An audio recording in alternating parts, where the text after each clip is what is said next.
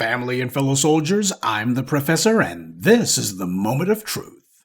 And now the Friday Crime Report.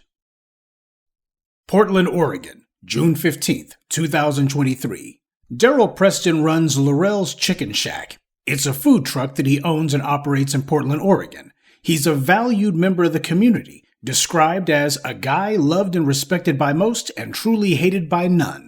Well, if you're black in America, you're supposed to know better than that. Simply being black means you have plenty of people who hate you, not because you did anything, but simply because you exist.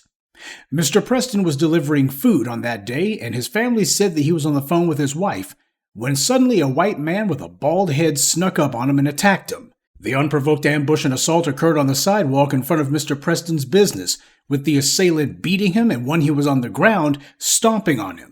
The brutal beating in broad daylight involved Mr. Preston having racial slurs hurled at him, so there was no doubt what this was about. This left Mr. Preston with a broken nose, a fractured face, and several lacerations to his eyes and mouth.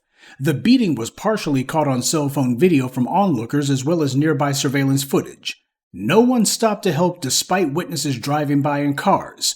A posted video on June 28th from TikToker Michael McWhorter, credited for helping authorities track down the assailant, showed the suspect kicking and beating the food truck owner as drivers honked their horns.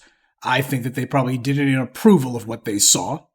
The attorney for Mr. Preston said that the police were predictably not helpful. They came to the scene but didn't call an ambulance or provide medical care for Mr. Preston. In fact, it was Mr. Preston's wife who had to take him to the hospital.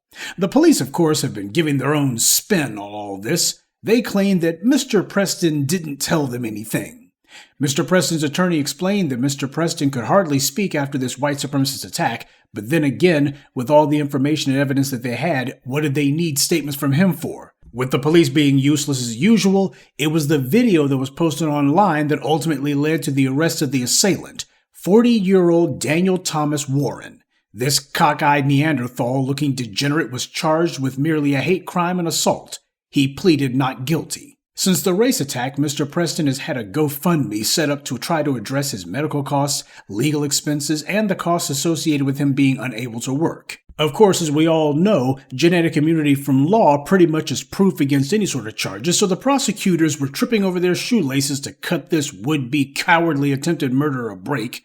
They allowed Warren to plead guilty to a mere third-degree assault charge, which is at most 5 years and a fine in the state of Oregon, and they also allowed this animal to plead no contest to a first-degree bias crime. Now, with all the information and evidence they had against this animal, the police and the prosecutors could have gone ahead and gone to trial, and they would have won easily.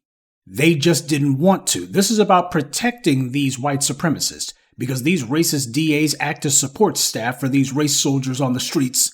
In many cases, the police and prosecutors and judges know these race terrorists personally. They're oftentimes family members of theirs or friends.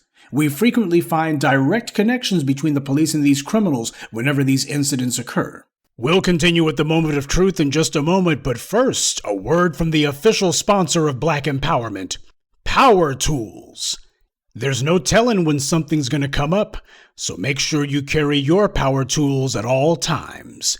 You never know when you're going to need to bring the hammer down, or when you'll have some trash that needs to be blown away, or some obstacle that requires cutting down.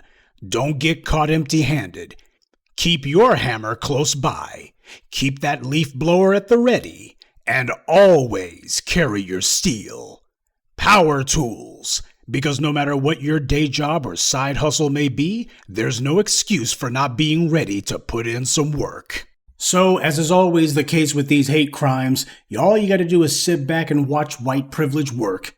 Had this been a black man accused of harming, well, anyone at all, and inflicting this level of injury on them, the authorities would have taken him to trial and gotten 25 years minimum. There wouldn't be any third-degree anything, wouldn't be any lowball charges. Now, there's also something else that needs to be mentioned. Black people are only 14% of the population in the U.S., but are the majority of hate crimes victims. Yet we are totally ignored by the legislators, the white media, including our so-called black representatives. And now, for the umpteenth time, we have the government yet again telling us what we already know. The FBI has put out a report on hate crimes looking at the years between 2018 and 2022, And what a surprise, black people are the main ones being attacked in America, the main victims of hate crimes. The FBI has documented that black people are the most targeted group in America, more than Jews, more than Asians, or anyone else. And those anti-black hate crimes are on the rise. And they also document that 1 in 10 hate crimes occur in a school of some sort, making schools the third most likely place where hate crimes are committed. So whenever you have these black students who are attacked by white classmates or just non-black classmates in general, whenever you got these black students who are assaulted or they're subjected to some sort of humiliation ritual, like whenever they attack some black girl because of her hair, this is part of a targeted, organized offense that we're being subjected to. This is what's going on in these schools. This is why, as black people, it makes no sense for us to get upset about black people who don't vote because the Democrats haven't done anything about this nonstop tsunami of hate crimes that we endure. It is also not okay that everybody else gets to be highlighted. If somebody says something about a Jewish person, that's going to make headlines. If somebody says something about an Asian person, we're going to be hearing Stop Asian Hate. And yet black people have always consistently been the number one victims of hate crimes, even now. When you have people claiming that, the war in Gaza has caused a spike in the number of anti-Semitic incidents in the U.S., still not as much as the number of anti-black incidents. Even while Asians were talking about Stop Asian Hate since the 2020 pandemic, they were not the largest victims of hate crimes at that time, not in 2020 or 2021 or 2022.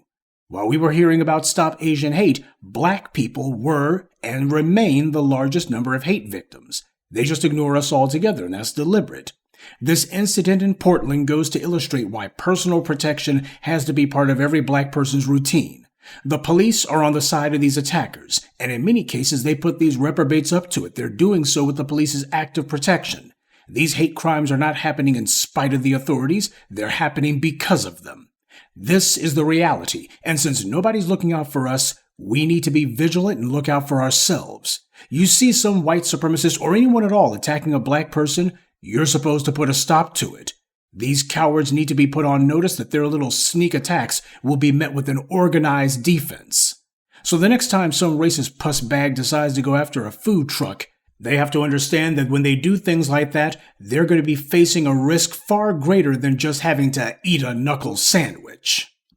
And that's this Friday's Crime Report.